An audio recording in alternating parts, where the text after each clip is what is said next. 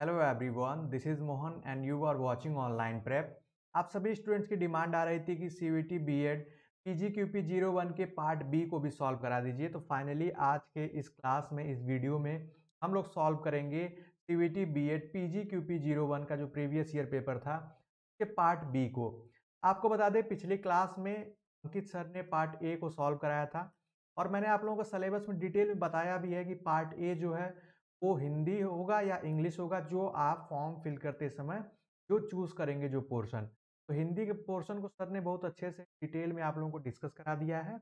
अब इसके आगे जो पोर्शन बी है, सेक्शन बी है, उसको हम लोग सॉल्व करेंगे। साथ ही साथ आपको बताते चलें कि अगर आप लोग हमारे पेड ग्रुप से जुड़ना चाहते हैं, पेड कोर्स से सीवीटी बीएड या बीएचयू बीएड के लिए, आप दिए गए कॉन्टैक्ट नंबर पर कॉन्टैक्ट करके क्लासेस देखकर आप हमारी क्लासेस ज्वाइन कर सकते हैं। तो आइए सबसे पहले हम लोग बहुत ही कम समय में क्वेश्चंस को सॉल्व करेंगे। साथ ही साथ ये भी देखेंगे कि आपको किस टाइप के क्वेश्चंस और किस फील्ड में, या आप ऐसे कह लीजिए कि करंट अफेयर से अधिक क्वेश्चन आया है, जीके जीएस से आया, मैथ से आया है, उन सारी चीज़ों का एनालिसिस भी हम लोग साथ ही साथ करते जाएंगे। तो पार्ट बी स्टार्ट होता है क्वेश्चन नंबर 26, 26 नंबर से। आप देख पाएंगे यहाँ पे जितने भी क्वेश्चन आपको मिलेंगे वो बाइलिंगुअल मिलेंगे। तो जो स्टूडेंट हिंदी मीडियम से हैं वो हिंदी में जो क्वेश्चन लिखा है उस पर फोकस करें, जो इंग्लिश मीडियम से हैं इंग्लिश पे फोकस करें। जो क्वेश्चन है इस सेक्शन, जो बी कह लीजिए, पार्ट बी कह लीजिए, इसका पहला ही question, which of the following is not a classical dance form. इसमें से वो कौन सा डांस है जो क्लासिकल फॉर्म नहीं है? भरतनाट्यम, मोहिनीअट्टम या मणिपुरम या कुडियट्टम। ऑप्शन आप इंग्लिश में क्वेश्चन देख लीजिए। निम्न में से कौन सा शास्त्रीय नृत्य नहीं है? भारतनाट्यम, मोहिनीअट्टम या मणिपुरी या कुडियट्टम। तो आप सभी लोग पता है क्लासिकल डांस जो है, शास्त्रीय नृत्य, उनकी संख्या 8 है, जिनमें से कुडियट्टम जो है ये शास्त्रीय नृत्य नहीं है। तो राइट आंसर क्या हो जाएगा? वो हो जाएगा ऑप्शन डी। आप एक चीज नोटिस करेंगे, आप लोग बाकी जैसे आपको अदर एग्जाम होते हैं तो उसमें ए बी सी डी लिखा होता है ऑप्शन। जब आपका एनटीए एग्जाम कराएगा तो वो इस पैटर्न को बदल देता है। वो क्या करता है कि नंबरिंग देगा। देखिए ऑप्शन के सामने नंबरिंग दिया है और ऑप्शन में आप यहाँ देख पाएंगे इन ऑप्शंस में ए बी सी डी दिया है और आपको ऐसे चूज करना होता है। नहीं समझे? अगले क्वेश्चन में आप देखिएगा। हाँ, ये भी ध्यान रखिएगा कि ये जो आंसर गिवन बाय कैंडिडेट दिया है, आपको बता दें ये जो पेपर है ये ऑनलाइन, तब जब ऑनलाइन आंसर की ऑब्जेक्शन के लिए आता है तब का डाउनलोड किया हुआ है। तो उसमें ये भी दिखाता है कि कैंडिडेट ने एग्जाम हॉल में कौन सा ऑप्शन चूज किया था। इस पे आप नहीं जाएंगे। ये अगर इन्होंने सही किया होगा तो सही होगा यहाँ पे, और गलत किया होगा, नॉट आंसर्ड होगा, तो सब यहाँ पे स्टेटस है एक तरीके से, आप समझ। नेक्स्ट क्वेश्चन देखते हैं। Arrange the following plan in accordance to their chronological order, the recent one comes first. यहाँ पे देख पाएंगे, हिंदी में आप इसको देख लीजिए। निम्नलिखित प्लानों योजनाओं को प्राचीन से अद्यतन के काल क्रमानुसार ढंग से व्यवस्थित कीजिए। सबसे पहले यहाँ पे जो सबसे मतलब पीछे हुआ है और जो सबसे बाद में हुआ है मतलब पहले, और कहने का मतलब है कि जो पहले हुआ है उसको हमें लिखना है। अरे आप इसको इस तरीके से अगर डेट वाइज कहा जाए तो जैसे 1940 से लेकर 1950 के बीच में ही मोस्टली ये सारे प्लान्स लाए गए थे। इन्हीं के इसी के क्रोनोलॉजिकल ऑर्डर में आप लोगों को अरेंज करना है। पहला आप ऑप्शन देख सकते हैं, Bombay plan, Gandhian plan, people's plan और सर्वोदय प्लान। अब आपको आंसर कहां से करना है? Choose the correct answer from the option given below. आपको ऑप्शन दिया गया है A C D B, A C A D B C और ए बी सी डी। ये आप देख सकते हैं। इसका जो राइट आंसर होगा वो होगा ऑप्शन थर्ड जो है वो राइट आंसर होगा, और आप इसमें चूज करेंगे तो ऑप्शन सी होगा। पहले बॉम्बे प्लान है 1944, गांधीयन प्लान भी 1944 है, पीपल्स प्लान है। आप सभी लोगों को जब आगे क्लास में हम लोग पढ़ेंगे तो इसको डिटेल में पढ़ेंगे क्या प्लान था।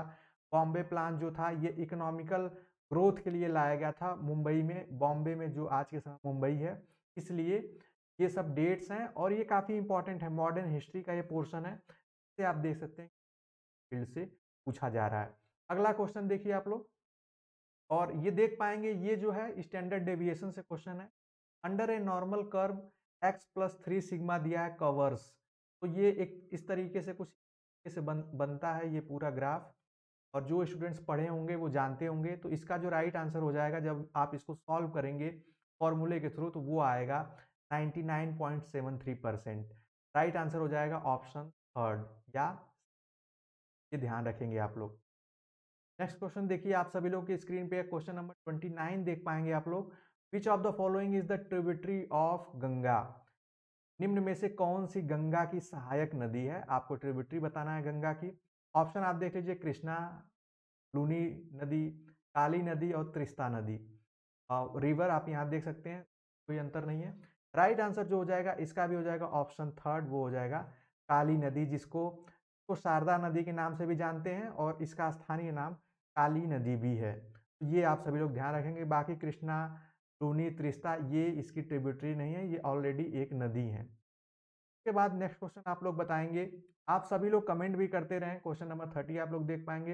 Who among the following is the first world's first women prime minister? यहाँ पे आप एक चीज ध्यान रखेंगे, वर्ल्ड पूछा है। जल्दबाजी में क्या होता है, आप इंडियंस, हमारे कई स्टूडेंट ने ऐसा किया, उन्होंने यहाँ पे इंडियन सोचा और उनको इंदिरा गांधी को टिक करके आ गए। ऑप्शन आप देख लीजिए, इंदिरा गांधी, सिरिमाओ भंडार नायके, एंजेला मार्कल और Hillary Clinton. What will be the right answer? आप लोग जल्दी से कमेंट भी करें, जिससे कि इससे क्या होगा कि आप लोग की जो आंसर देने की टेंडेंसी है वो बढ़ेगी और इससे आप लोगों का फायदा होगा। आप सभी लोग आंसर करें। हिंदी में भी मैं इस क्वेश्चन को पढ़ दे रहा हूँ। निम्न में से कौन विश्व की प्रथम महिला प्रधानमंत्री हैं? इसका आंसर आप सभी लोग बताएं। राइट आंसर जो हो जाएगा वो हो जाएगा ऑप्शन थर्ड, सिरिमाओ भंडार नायके। और ये कहाँ की प्राइम मिनिस्टर थी? वो थी श्रीलंका की। ये भी आप लोगों को याद होना चाहिए। अब यहाँ पे आप देख पा रहे होंगे कुछ क्वेश्चन जो अभी तक हम लोगों ने किया, ये जनरल जीके के क्वेश्चंस हैं। अब आके हम लोग देखेंगे कैसे लेवल बढ़ता है। 31 देखिए यहाँ पे, PV Sindhu won dash medal at women single in badminton at Olympic 2020। Olympic 2020 को टोक्यो ओलंपिक के नाम से भी आप जानते हैं, ये याद रखिएगा। ओलंपिक 2020 के बैडमिंटन के एकल महिला मुकाबले में पीवी सिंधु ने डैश पदक जीता था।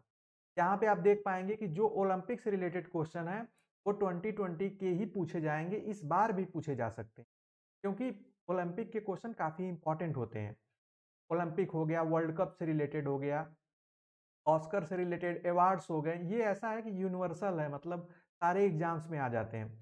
इसका जो राइट आंसर होगा वो होगा ब्रॉन्ज मेडल, कांस्य पदक, ऑप्शन थर्ड। उसके बाद 32 नंबर क्वेश्चन आप देख पाएंगे, which among the following is a domestic first class cricket tournament जो है, यहाँ पे दो वर्ड पे आप ध्यान देंगे कि डोमेस्टिक भी है और फर्स्ट क्लास क्रिकेट टूर्नामेंट है। वो कौन सा है? देवधर टूर्नामेंट, सलीम अली, संतोष टूर्नामेंट और दिलीप टूर्नामेंट। ये रणजी ट्रॉफी है, आप सभी लोग पता है, फर्स्ट जो रणजी ट्रॉफीज होती हैं वही फर्स्ट क्लास क्रिकेट की टूर्नामेंट्स होते हैं। उसका राइट आंसर हो जाएगा वो हो जाएगा दिलीप ट्रॉफी। ठीक है। उसके बाद आप देख पाएंगे क्वेश्चन नंबर 33 आप लोग स्क्रीन पे, आप सभी लोग आंसर करेंगे। Right to education act 2009 came through, कब आया? एग्जिस्ट कब किया? एग्जिस्टेंस में कब आया? इसको आप हिंदी में आप देख पाएंगे, शिक्षा का अधिकार अधिनियम 2009 किस संविधान संशोधन होगा, यहाँ पे संशोधन लिखा है, संविधान संशोधन के परिणाम स्वरूप अधिनियमित हुआ था। तो वो कौन सा संविधान संशोधन था? ये काफी इंपॉर्टेंट एग्जाम में आपके क्वेश्चन आता भी है और एजुकेशन से रिलेटेड, क्योंकि आपको teaching aptitude, educational current scenario भी पढ़ना होता है, तो ये उसी से रिलेटेड है। वो है 86 कॉन्स्टिट्यूशनल अमेंडमेंट ये। और इसमें क्या हुआ था, इसके आने से राइट टू एजुकेशन, इसको आर्टिकल 21 के ए में ऐड किया गया और फंडामेंटल ड्यूटीज में भी इसको 11 में ऐड किया गया था, जिसमें 6 से लेकर 14 वर्ष तक के बच्चों को फ्री शिक्षा की बात की गई थी और जिसकी जिम्मेदारी उनके पेरेंट्स की है, गार्जियन की है। उसके बाद आप देख पाएंगे 34 नंबर क्वेश्चन देखिए, ये काफी थोड़ा थोड़ा अलग टाइप का हमें दिखा, क्योंकि हिस्ट्री में यूजली इतने डीप में क्वेश्चन नहीं आते हैं। The literary work dealing with Qutbuddin Aibak, Hindi में आप देख पाएंगे वो साहित्यिक कृति जो कुतुबुद्दीन ऐबक से संबंधित है। एग्जाम में आपके ऐसा कई बार आता है, उनकी जीवनी जो ऑटोबायोग्राफी है या बायोग्राफी है, उसमें आपको उसके राइटर या किसके बारे में लिखी गई है, ये सारे एग्जाम में आपके क्वेश्चन जरूर आते हैं, वो भी आपको पढ़ना होगा, उसको ध्यान रखेंगे। ऑप्शन देख लीजिए, मिनहाज उस सिराज या खजाइन उल फुतूह, तुर्कान ए चहलगानी या ताज उल मासीर। तो इसका राइट आंसर हो जाएगा वो ताज उल मासीर है। इसी बुक में कुतुबुद्दीन ऐबक के बारे में चीज़ें लिखी गई हैं और ये उसके टाइम पीरियड की बुक है। इसका राइट आंसर हो जाएगा ऑप्शन फोर्थ हो जाएगा। अब ये एक चीज़ ध्यान रखिएगा, यहाँ पे ये फोर्थ है, लेकिन आप एग्जाम में कैसे टिक करेंगे वो आप यहाँ देखेंगे। फोर्थ जो है वो डी में है। अगर बहुत टफ करता है, कंफ्यूजिंग करता है, तो वो क्या करेगा कि ए बी सी डी लिखा होगा, फोर्थ को बी पे, ऑप्शन बी पे रखेगा। अब आप जल्दीबाजी में 4 को डी पे क्लिक करते हैं और आंसर गलत हो जाए। उन चीज़ों से बचें और इस चीज़ का ध्यान रखेंगे। एनटीए के पैटर्न को समझना बहुत ज़रूरी है। देखिए क्वेश्चन नंबर 35 आप देख पाएंगे स्क्रीन पे, ये हिस्ट्री का, आप ancient who was the last Nanda ruler है, who was defeated by Chandragupta Maurya. पहले तो यहाँ पे नंदा डायनेस्टी का जो लास्ट रूलर था उसको बताना है, और इसमें दोनों में आप समझ सकते हैं, यहाँ पे लास्ट पूछा है वो था धनानंद था, और इसी को हरा के चंद्रगुप्त मौर्य सम्राट बने थे। ठीक, हिंदी में आप देख पाएंगे, इनमें से चंद्रगुप्त मौर्य द्वारा पराजित होने वाला अंतिम नंद वंशी शासक कौन? वो था Dhanananda. Right answer option third. 36 number आप लोग क्वेश्चन देखेंगे, इंडिया विल बिकेम चीता डैश अंडर चीता relocation plan. Sir relocation plan ये कहाँ पे है? ये किनो नेशनल पार्क में है, मध्य प्रदेश। यहाँ पे आप देख पाएंगे ऑप्शन साउथ अफ्रीका, केन्या, माली या रवांडा। कहाँ से चीता लाए गए हैं? आप रिसेंट में देखे होंगे कि न्यूज़ में भी आप देखे होंगे, चीता लाए गए हैं दूसरे देश से भारत में। उनको मतलब आप ऐसे समझ सकते हैं कि उनको छोड़ा गया है, और उनकी संख्या से तो रिलेटेड कभी क्वेश्चन नहीं आएगा, लेकिन ये जरूर आता है कि वो आए हैं। लेकिन इस क्वेश्चन में एक, आप इसको कह सकते हैं थोड़ा सा कंट्रोवर्शियल इसलिए है कि ये नमीबिया से आए हैं। नमीबिया नाम की कंट्री है जो कि साउथ अफ्रीका में ही है, नमीबिया। और नमीबिया ऑप्शन में नहीं दिया है, तो इस क्वेश्चन को हम लोग होल्ड करते हैं क्योंकि ये ऑप्शन में नहीं दिया है। और नमीबिया जो है वो साउथ अफ्रीका से सटी हुई एक से बाउंड्री इसकी लगती है, और वो कंट्री है, वहाँ से आए हैं। ये वही हिंदी में है, चीता पुनर्वास कार्यक्रम के तहत भारत में किस देश से चीता लाए गए हैं। उसके बाद 37 नंबर क्वेश्चन देखिए, विच of the following state is the first one two give community forest resource right. यहाँ पे सामुदायिक वन संसाधन अधिकार देने वाला प्रथम राज्य कौन सा है? ये इस तरीके का अधिकार सर्वप्रथम उड़ीसा स्टेट ने दिया है।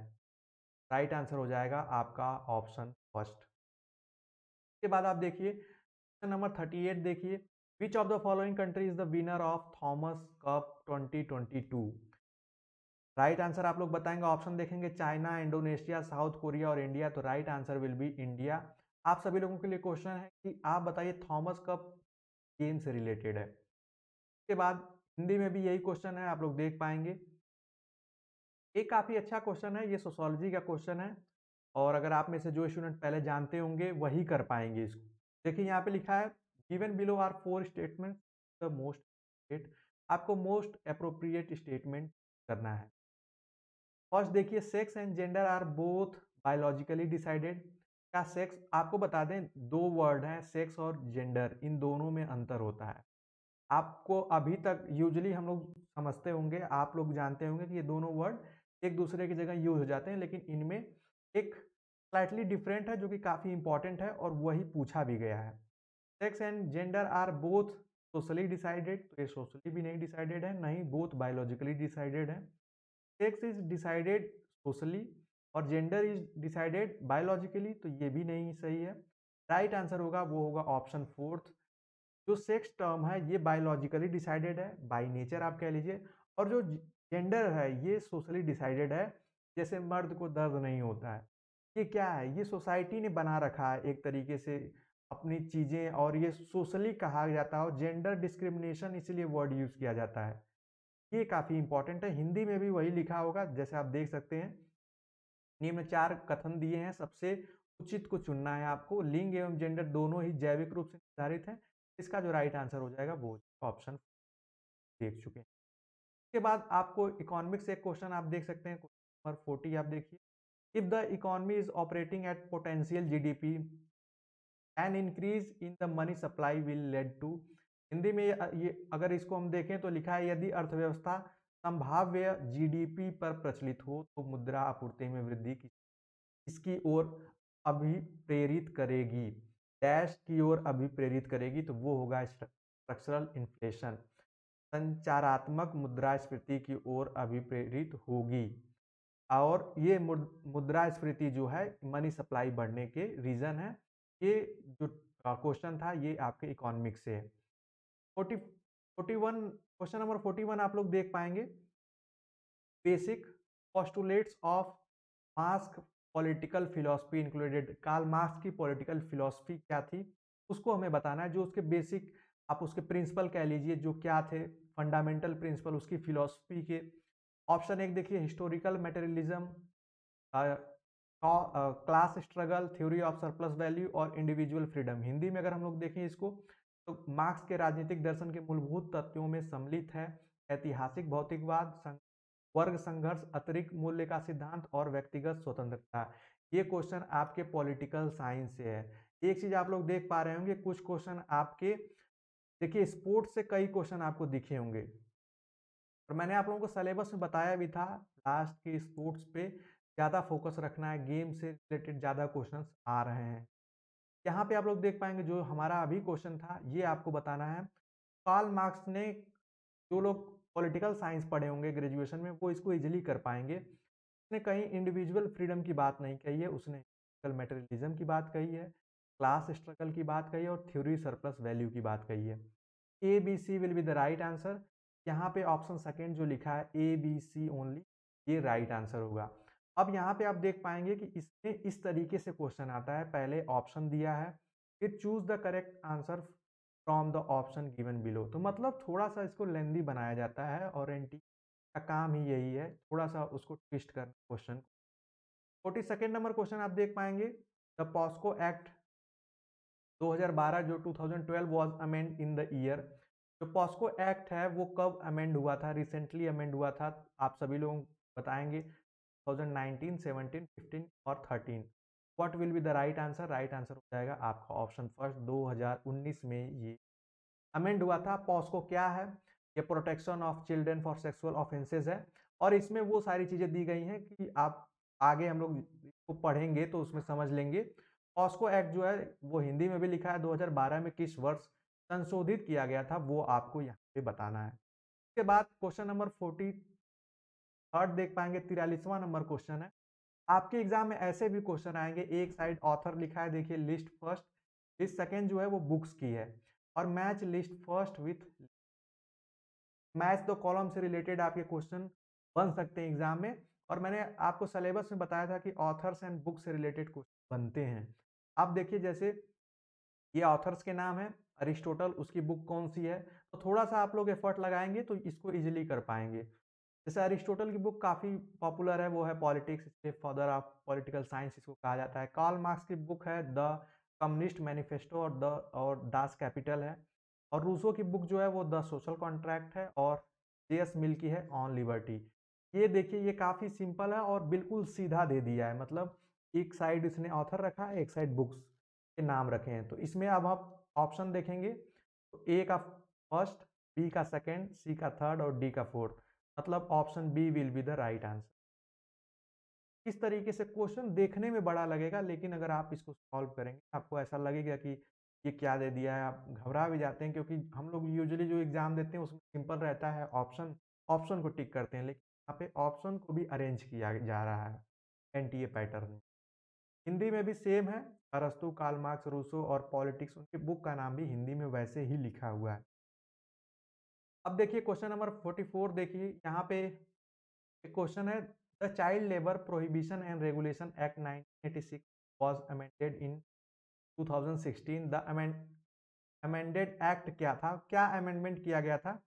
The child labour prohibition and regulation, जिसमें कि बाल श्रम को प्रतिषेध करने के लिए, उसके प्रोहिबिशन के लिए जो अधिनियम है 1986 का, उसमें क्या संशोधित हुआ था?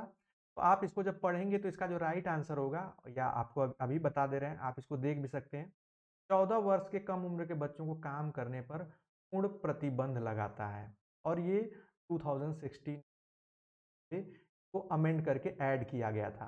मतलब किसी भी, आप कह सकते हैं कि कोई भी एम्प्लॉयमेंट में यहाँ पे बच्चों को नहीं लगाया जा सकता है जिनकी एज 14 ईयर बिलो हो। उसके बाद नेक्स्ट क्वेश्चन देखिए, यूनेस्को से क्वेश्चन आता है। यूनेस्को जितने भी वर्ल्ड ऑर्गेनाइजेशन हैं, चाहे यूनेस्को हुआ, डब्ल्यूटीओ हुआ, यूएनओ हुआ, इन सभी से क्वेश्चन बनते हैं, तो आप सभी लोग उन सभी को साथ ही साथ प्रिपेयर करते रहें, उसका नोट्स बनाते रहें। UNESCO advance peace, sustainable development and human right by facilitating collaboration among nation through 5 major program area. UNESCO एक ऐसी बॉडी है जो कि डिफरेंट, आप कह सकते हैं डिफरेंट फील्ड के वर्क से वो सभी कंट्रीज को एक रखना चाहती है या उनमें अच्छे संबंध रखना चाहती है। वो किन किन फील्ड्स पे वर्क करती है, ऑप्शन यहाँ हिंदी में भी देख सकते हैं। यूनेस्को विभिन्न राष्ट्रों के मध्य शांति, समेकित समेकित जो सस्टेनेबल डेवलपमेंट एवं मानवाधिकार जैसे विषयों के सहयोग को बढ़ावा देता है। ऑप्शन आप देख पाएंगे, education, natural sciences, social sciences, culture and communication. वहीं पे एजुकेशन आप ऐसे देख पाएंगे, तो इसको एलिमिनेशन मेथड आप लगाएंगे। देखिए फिजिकल साइंसेज से रिलेटेड कोई ऐसा टर्म नहीं है, ट्रेड, जहाँ पे ट्रेड और फिजिकल साइंस है उसको आप हटा देंगे। अब बचता है ऑप्शन फर्स्ट और third. Right answer will be first होगा। Education, natural sciences, social science, culture and communication. आप हेरिटेज साइट को देखकर कंफ्यूज नहीं होंगे, क्योंकि यहाँ पे आप ये भी देखेंगे कि नेचुरल साइंसेज लिखा है, उसके बाद इकोनॉमिक्स लिखा है। इकोनॉमिक्स कोई ऐसी फील्ड नहीं है, उस बहुत सारी अलग फील्ड्स आ जाती हैं, तो इस बेसिस पे आप इसके क्वेश्चन सॉल्व करेंगे। क्वेश्चन नंबर 46 देखिए, ये भी काफ़ी इंपॉर्टेंट है। जैसा मैंने बताया यूनिसेफ का यहाँ पे सिंपली फुल फॉर्म पूछ लिया है। अब आप इसको हिंदी में तो करेंगे नहीं, आप इसको इंग्लिश में ही करेंगे। यूनिसेफ का फुल फॉर्म क्या होगा, तो आप सभी लोग पता है, यूएन का मतलब यूनाइटेड नेशन, सब में दिया है। आई का मतलब इंटरनेशनल हो जाएगा, ऐसे जनरल अप्रोच है। उसके बाद बात आती है चिल्ड्रन। चिल्ड्रन तक तो लगभग आप इनको अगर हटा दें, ये हो जाएगा, फेडरेशन होता नहीं है। आप कंफ्यूज कहाँ होंगे, बहुत से हमारे स्टूडेंट के साल हमने जो लोग पढ़े थे वो कंफ्यूज हो गए थे एजुकेशन फंड पे और इमरजेंसी फंड पे। तो ये सिर्फ एजुकेशन बॉडी नहीं है, ये इमरजेंसी फंड है, ये हेल्थ पे भी है, और डिफरेंट टाइप के चिल्ड्रंस के और जो स्कोप्स हैं, चाहे वो डिजीज हो, एजुकेशन हो, उन सारी चीज़ों पे ये वर्क करती है बॉडी। तो राइट आंसर हो जाएगा आपका ऑप्शन फर्स्ट। उसके बाद आप देख पाएंगे असर्शन और रीजन से क्वेश्चन है, काफ़ी इंपॉर्टेंट है और आपके एग्जाम में ऐसे क्वेश्चन आएंगे। अब आपको थोड़ा हैबिचुअल होना होगा। असर्शन और रीजन से क्वेश्चन है कि एक असर्शन दिया है और एक रीजन दिया है। असर्शन क्या है, there shall be a council of minister with the prime minister at the head aid and advise the president who shall in the exercise of his function act in accordance with such advice. ये assertion है, हिंदी में भी मैं अभी इसको पढ़ दूंगा। The executive power of union shall be vested in president, जैसा कि पॉलिटी में आप लोगों ने पढ़ा है या अभी हम लोग पढ़ेंगे भी आगे। And shall be exercise by him either directly or through officer subordinate to him in accordance with the constitution. मतलब तो एक बार हिंदी में भी आप देख लीजिए, प्रधानमंत्री के नेतृत्व में राष्ट्रपति की सहायता करने या उसे सलाह देने के लिए मंत्रिपरिषद होती है, और राष्ट्रपति मंत्रिपरिषद के सलाह के अनुसार अपने कृत्यों का निर्वहन करता है। ये बिल्कुल सही है।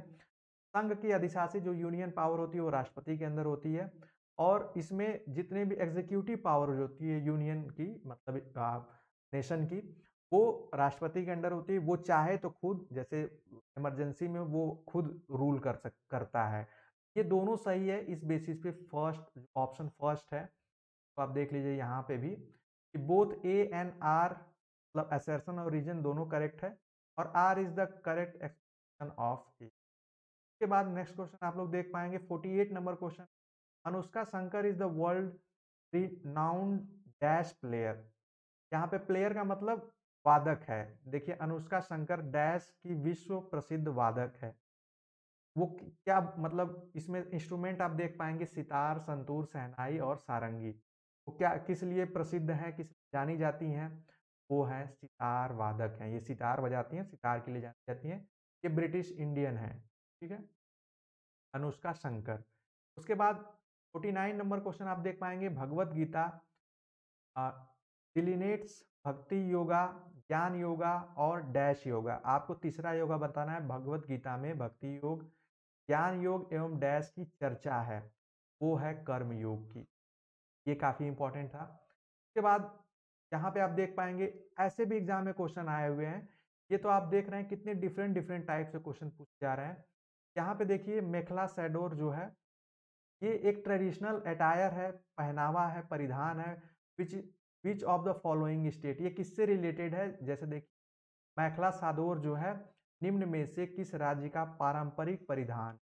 वहाँ की ये ड्रेस है, जो ट्रेडिशनल ड्रेस है, अटायर है। असम, नागालैंड, मेघालय या West Bengal? What will be the right answer? तो राइट आंसर होगा असम। ये असम का एक ट्रेडिशनल ड्रेस है, आप इसको ऐसे समझ। आप आज के सेशन में यही अभी तक हम लोगों ने 25 क्वेश्चंस की।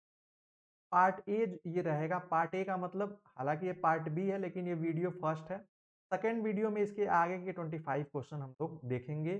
तो आप समझ पा रहे होंगे कि अगर हम लोग पूरा सॉल्व करेंगे तो वीडियो की लेंथ काफ़ी लंबी हो जाएगी। जैसे 51 भी आप देख सकते हैं, काफ़ी सिंपल है। NCERT is the autonomous body setup in. NCERT body setup हुई थी वो 1901 में हुई थी। ये काफ़ी इंपॉर्टेंट है। ये सब एजुकेशन से रिलेटेड जितने भी इस्टेब्लिशमेंट हैं, उनसे हमेशा एग्जाम में क्वेश्चन आते हैं। चाहे वो यूनिवर्सिटी हो सकती है, यहाँ पे यूजीसी से भी क्वेश्चन पूछा जा सकता था। इस तरीके के क्वेश्चन आपके एग्जाम में आएंगे। एक और क्वेश्चन कर लीजिए, क्वेश्चन नंबर 52 है। A teacher is discussing terrace forming in the class, which of the following state is the most likely to find mention in this discussion? इसका मतलब है कि एक टीचर ने सीढ़ी नुमा खेती और कृषि की चर्चा कर रही थी, बच्चों को पढ़ा रही थी। इस बेसिस पे आप निम्न राज्यों में से उल्लेख करिए कि इस कक्षा में होने की संभावना है। यहाँ पे लिखा है निम्न राज्यों में से किसका उल्लेख इस कक्षा में होने की सर्वाधिक संभावना है? मतलब सीढ़ीनुमा खेती किस राज्य में हो सकती है? तो हरियाणा में बिल्कुल नहीं, ये पहाड़ी क्षेत्रों में जहाँ वर्षा भी होती है। गुजरात में भी, पंजाब में नहीं। राइट आंसर क्या होगा? नागालैंड होगा। आज के सेशन को यहीं तक रखते हैं। आई होप आपको क्वेश्चन समझ में आया होगा। मैंने जानबूझ के बहुत जल्दी कराया इसलिए क्योंकि हम ये पेपर सॉल्यूशन कर रहे थे। जब पेपर एनालिसिस करेंगे, जो हमारे स्टूडेंट्स पेड ग्रुप में आएंगे, तब हम लोग उनको बिल्कुल बेसिक से और चीज़ें जैसे और बाकी जो ऑप्शन है उनसे रिलेटेड क्वेश्चन ट्रेन करेंगे और उनसे रिलेटेड आपको फैक्ट बताने का काम करेंगे। तो आज ही इस पार्ट में, जो पार्ट बी का जो फर्स्ट वीडियो है, इसमें इतने 25 क्वेश्चन रखते हैं। इसके आगे के जो नेक्स्ट क्वेश्चन के सेट को हम लोग अगले क्लास या अगले वीडियो में देखेंगे। उस वीडियो को भी आप ज़रूर देखिएगा जिसमें आपको इसके आगे के क्वेश्चन देखने को मिलेंगे। मिलते हैं नेक्स्ट क्लास और बच्चे।